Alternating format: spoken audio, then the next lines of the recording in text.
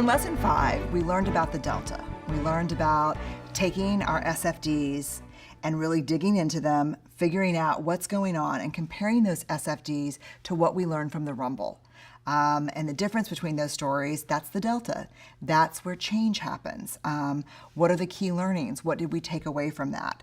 And so we have a download for you, and it's called the Story Rumble Guide. It's a guide that gives you some questions and some thoughtful prompts to start thinking about how do you rumble with a group, with partner, with kids, with friends, with family. How do you rumble around a shared story? How do you move through a fall with a group of people that you care about? This process doesn't just work with our own stories. It works with shared stories, stories that are, me and Steve or me and my kids. This is a process that you can use. It's a download in the classroom. You can just print it out. And these are not teaching points. It's not about teaching someone the process or telling them what they should be doing, which I think is always kind of dangerous. It's really, these are our discussion points. It's a facilitation or talking point guide for you to start having conversations. So let's go through them. How do we engage in this process with an open heart and an open mind? So I'll use my family, for example. Maybe something hard is happening. Maybe there's a sick relative, or maybe we've just moved, or there's a change of schools. And we sit down together as a family and say, okay, we need to have some conversations about how tough things feel right now. How do we set some intentions from the very top of this conversation about listening with an open heart and an open mind? This is very similar to permission slips. And then start asking, what emotions what is everyone feeling right now? How can we listen to each other with empathy? So, for example, in our family, I think we borrowed this from the 12-step groups. We try to do family meetings without crosstalk, meaning no advice giving, and no, when someone shares something, it doesn't always require a rebuttal or a clarification or a translation from someone. What do we need to get curious about? What questions? Here's the thing. We've talked about, during the entirety of the course, we've talked about how we make up stories in the absence of data. If you think we do that as adults, children do that in a major way. Because remember, making up stories and giving those stories to our brain as, here's what's happening, here's who's bad, who's good, who's safe, who's unsafe. That's all about survival and all about neurobiological hardwiring. So one of the things I really encourage people to do, especially with children, is share as much as you can that's developmentally appropriate, because kids often make up stories, almost always in the absence of good information from caregivers and parents. One of the questions, what do our SFDs tell us about our relationships, about our communication, about who we are as a family or as a group? Where do we need to rumble?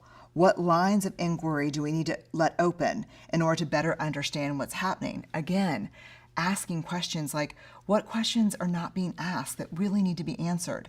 What are we not talking about? What's the thing that everyone knows to be true but's not saying? And let me tell you, I'm not saying these are easy conversations. I'm saying they're brave necessities for really strong relationships.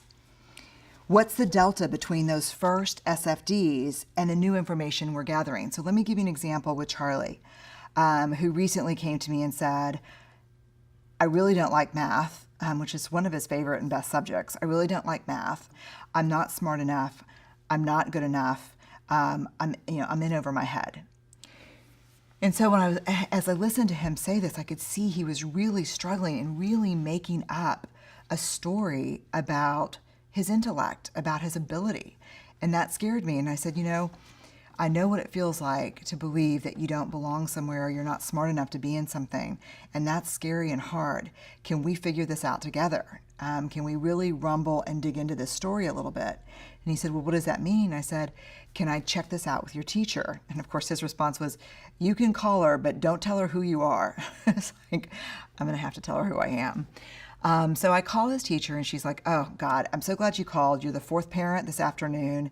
We're in fractions. None of the kids get it. I could totally understand why Charlie thinks he's the only one, because most of the kids are trying the first problem and then just giving up. And Charlie's really trying to figure it out. He doesn't get it yet, but he's trying.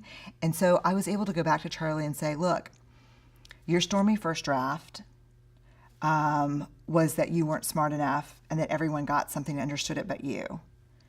But when we really dug into it and got curious and started asking questions, especially with your teacher, she said everyone's really struggling. That 4 parents called her this afternoon. Let's talk about why the very first story you tell yourself is that you're not smart enough, and how can we, moving forward, try to stay out of that self-talk of I'm not good enough, I'm not smart enough, and get straight to being curious. And he was like, well, maybe I could ask my teacher when I'm feeling this way. And that goes to the next question. What are the key learnings? How do we act on those key learnings? And then how do we integrate these key learnings into our lives? So this is a guide for you to download and to really use and share when there's a fall that doesn't involve just you, or when it doesn't even have to be a fall. It can be a struggle, a hard thing going on. How can we sit down and talk about this? And sometimes it's easier to bring something in from outside and say, this person's work's really resonated with me, and I've done some of it, and I thought maybe this could be a helpful way for us to start a conversation about what's going on right now.